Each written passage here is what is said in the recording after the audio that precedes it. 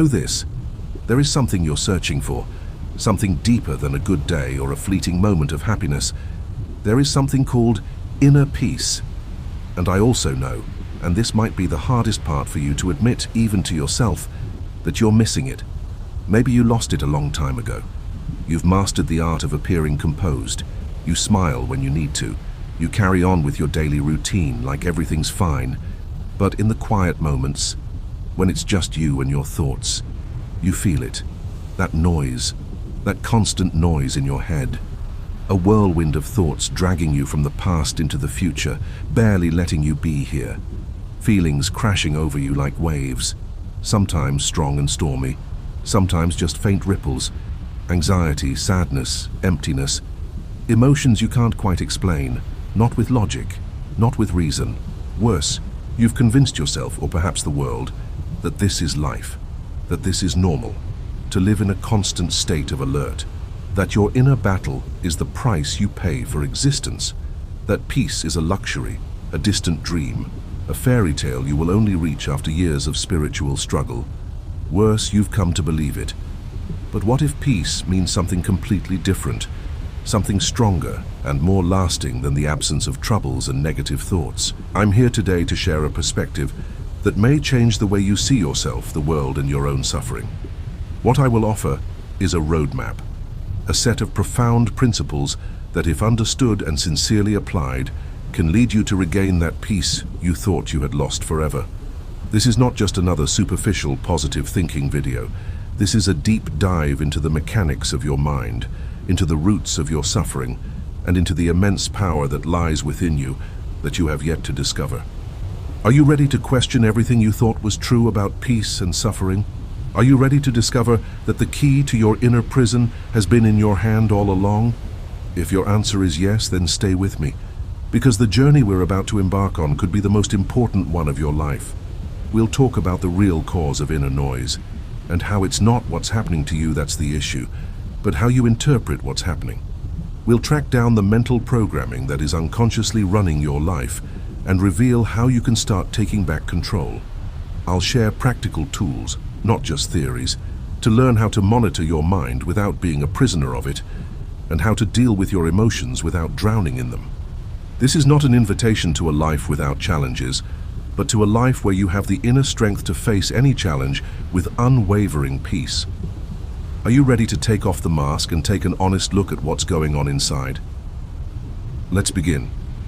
Let me start with a short story, one that you might find some of your own story in. Imagine with me Sammy, a person who is successful by all external measures, a prestigious job, a loving family, a comfortable financial situation.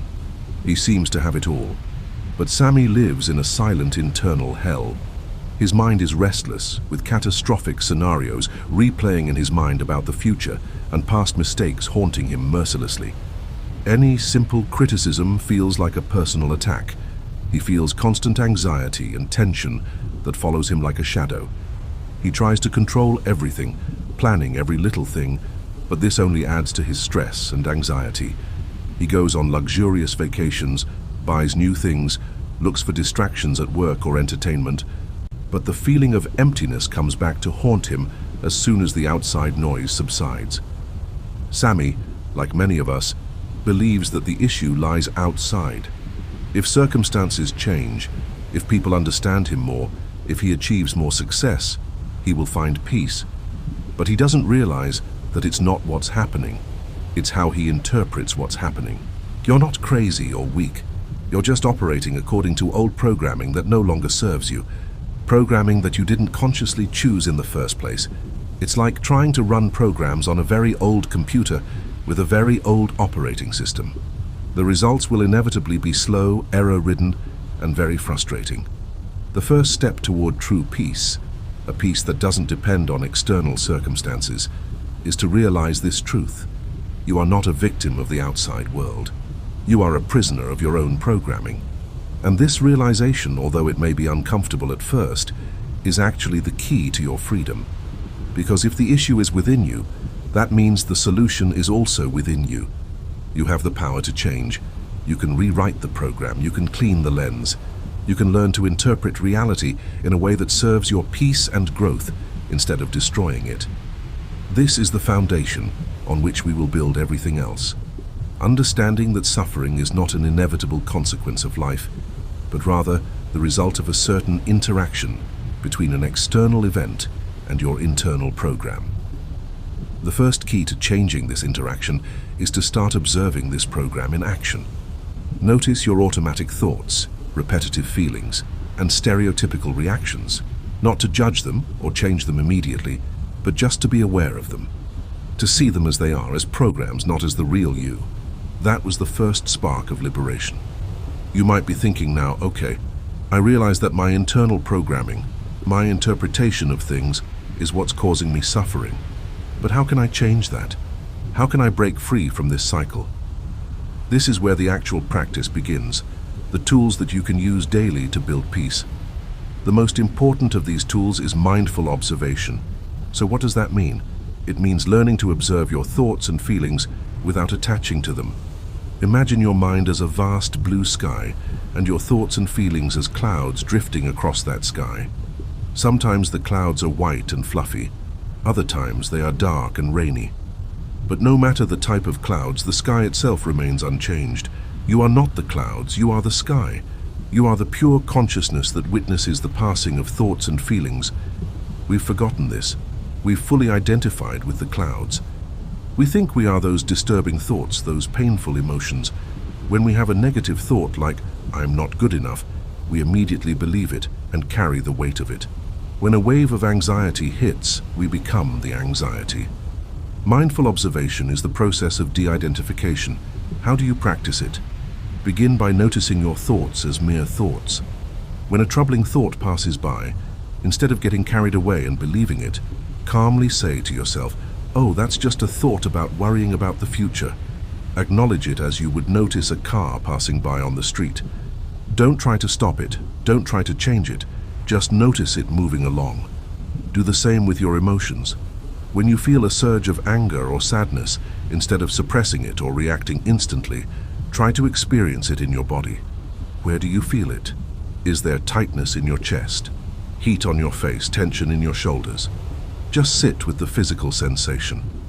Observe it with curiosity, without judgment. Let the feeling be as present as a visitor. In the end, inner peace is not just a theoretical idea or a distant solution, but a state that can be reached right now, regardless of the chaos that may surround us. It is not about achieving perfection or the absence of troubles, but how we deal with those troubles and how we see ourselves and the reality around us. The path to this peace begins with the realization that we are not victims of our circumstances, but are capable of rewriting our internal programming, of changing the way we interpret things, of discovering the power that lies within us. Every step of this journey can be difficult, but it is also very important. Each passing moment of self-observation, acceptance, presence, and detachment brings us one step closer to a deeper and more stable peace.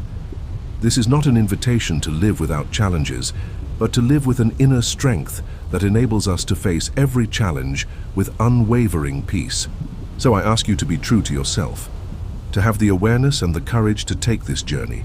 The more vigilant you are as you navigate your thoughts and feelings, the closer you will be to the peace you have been searching for. Life will still be full of challenges, but you will be ready to face them with a spirit at peace with itself and the world. Remember that inner peace is not a distant dream.